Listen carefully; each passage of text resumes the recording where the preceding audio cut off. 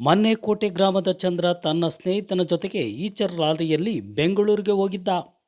ವಾಪಸ್ ಬರುವಾಗ ಲಾರಿಯಿಂದ ಕೆಳಗೆ ಇಳಿದು ರಸ್ತೆಯ ಪಕ್ಕದಲ್ಲಿದ್ದ ಸಾರ್ವಜನಿಕ ಶೌಚಾಲಯಕ್ಕೆ ಹೋಗಿ ವಾಪಸ್ ಬರುವಾಗ ಕೊಂಡ್ಲಳ್ಳಿ ಕಡೆಗೆ ಹೊರಟಿದ್ದ ಕಾರು ಚಂದ್ರುಗೆ ಹಿಂಬದಿಯಿಂದ ವೇಗವಾಗಿ ಡಿಕ್ಕಿ ಹೊಡೆದ ಪರಿಣಾಮ ಸ್ಥಳದಲ್ಲೇ ಸಾವಪ್ಪಿದ. ಕಾರು ಚಾಲಕ ಕೊಂಡ್ಲಳ್ಳಿ ಶಿವು ಮತ್ತು ಅಜ್ಜಂಪುರ ತಾಲೂಕಿನ ಕಲ್ಲೇನಹಳ್ಳಿ ಗ್ರಾಮದ ಚಂದನ್ ಎನ್ನುವ ಇಬ್ಬರು ವ್ಯಕ್ತಿಗಳಿಗೆ ಗಾಯ.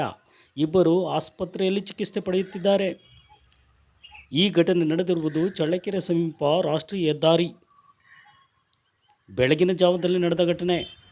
ವೇಗವಾಗಿ ಡಿಕ್ಕಿ ಹೊಡೆದ ಕಾರು ರಸ್ತೆಯ ಕಂಬಿಗೆ ಡಿಕ್ಕಿ ಹೊಡೆದು ಪಲ್ಟಿಯಾಗಿದೆ.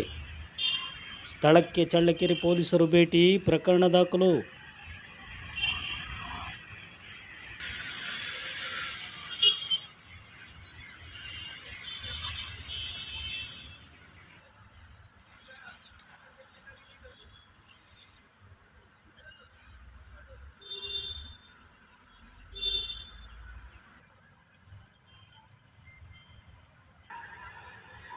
ಹೌದೇನು